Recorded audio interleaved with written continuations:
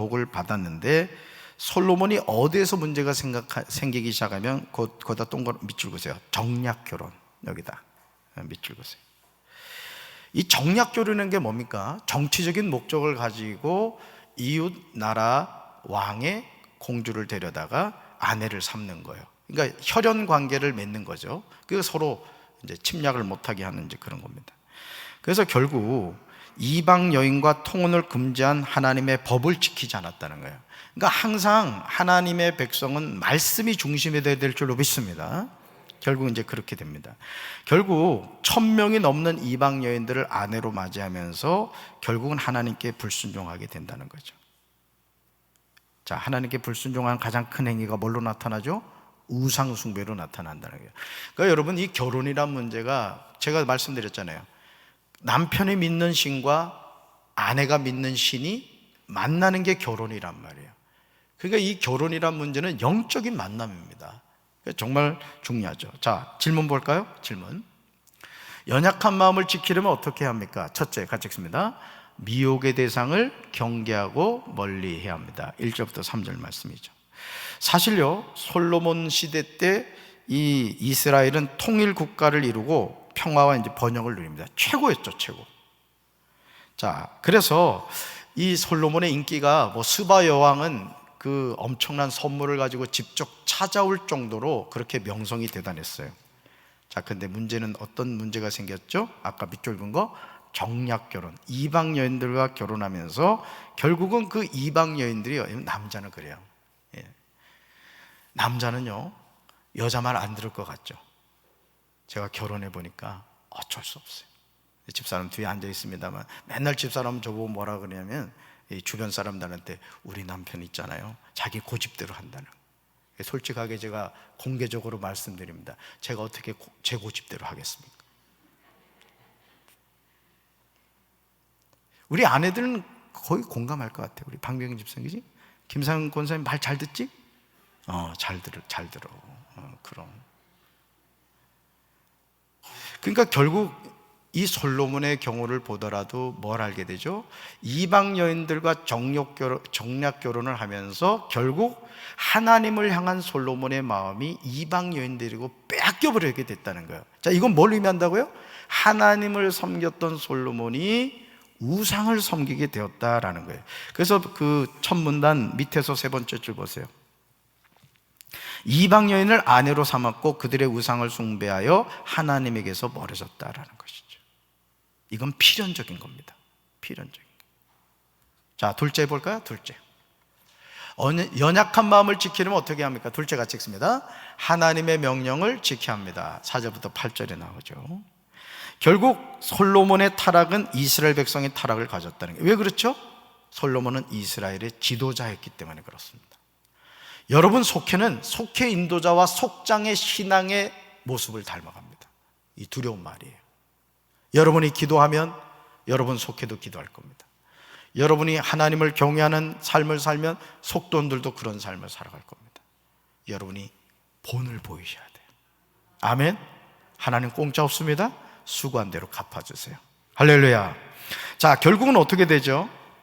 솔로몬의 타락은 이스라엘 백성의 타락을 가져왔고 결국은 이스라엘이 하나님만을 섬기던, 여러분 솔로몬 성전이 몇 년에 걸쳐서 지었습니다. 그런데 그 모든 것이 무용지물이 되고 말았어요. 왜? 우상들을 섬기기 시작했어요. 자, 어떤 우상을 섬겼죠? 자, 세 번째 줄 보세요. 시돈 사람들이 음란하게 섬기던 뭐요? 아스다롯. 근데 이 아스다롯이 어떤 신이었대요? 다산과 풍요, 사랑과 쾌락을 주관하는 신이라고 믿었다는 거예요. 또 암몬 사람들이 섬기는 뭐? 밀곰을 섬겼고요. 자식을 불태워드리는 인신 제사를 했다는 거예요. 예, 몰록이 그랬습니다. 결국은 어떻게 됩니까?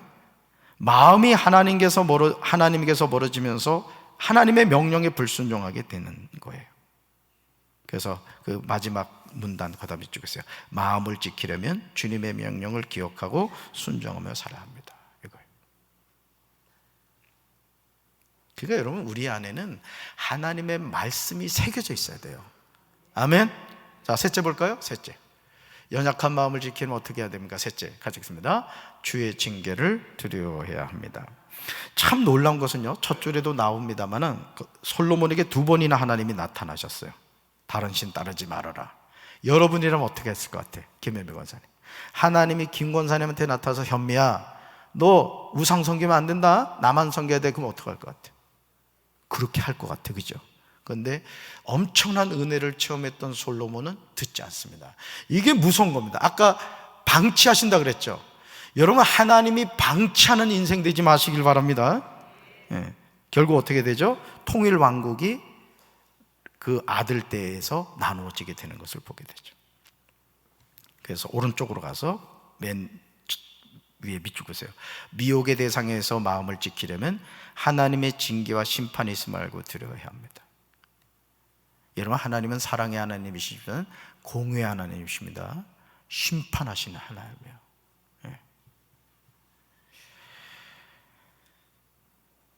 그래서 그 5번째 줄보다 밑줄 거예요. 징계보다 더 두려운 것은 하나님이 우리를 떠나는 것임을 알아야 된다. 이 부분이.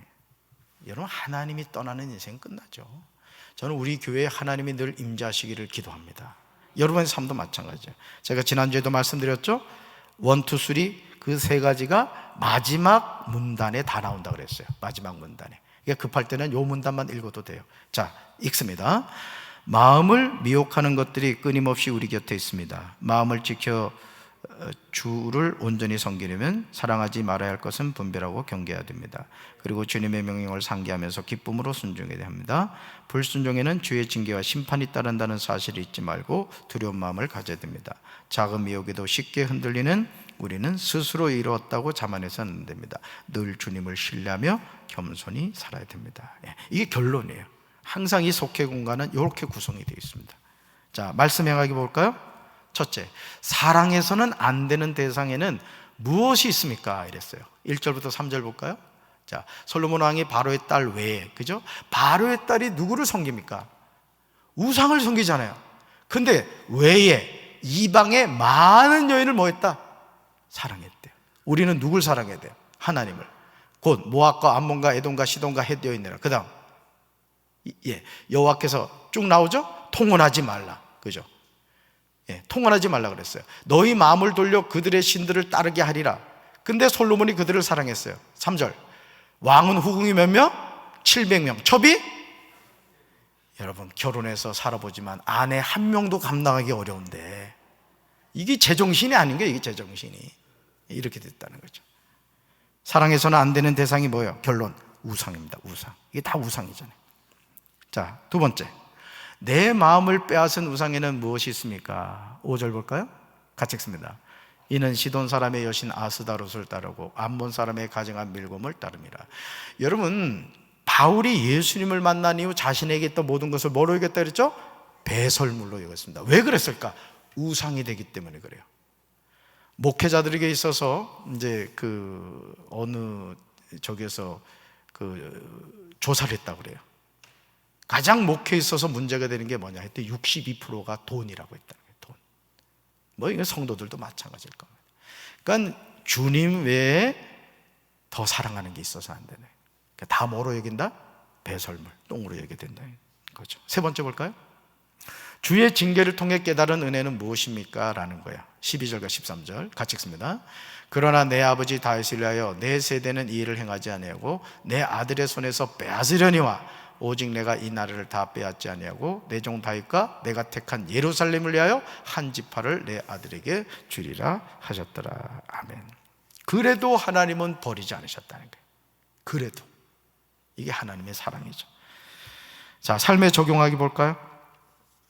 마음의 미혹이 일어날 때 이길 수 있는 방법에는 무엇이 있는지 나누고 미혹된 마음에서 벗어나도록 기도합시다. 이런 부분이에요. 마음의 미혹이 일어날 때 이길 수 있는 방법이 뭘까요? 하나님의 말씀을 기억하는 거예요. 하나님의 말씀을.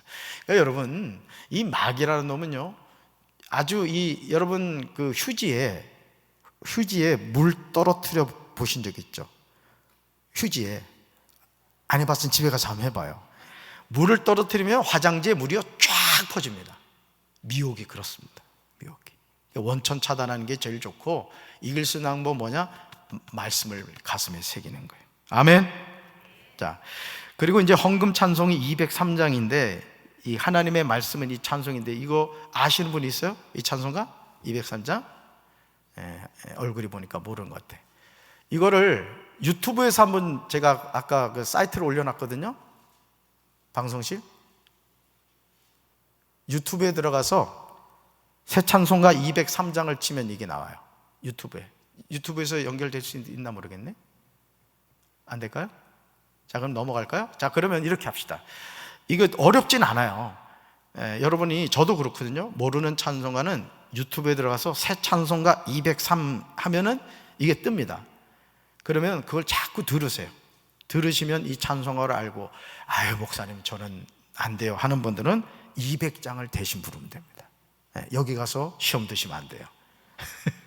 아시겠죠? 지난번에 말씀드린 거예요. 그래서 모르는 찬송이 나오면 시험에 들게 하지 마옵시고 하고 199장 불러도 되고 200장 불러도 됩니다.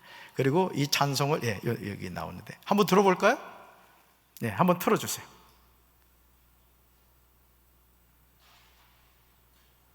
소리가 안 나와. 네. 자, 한번 불러봅시다.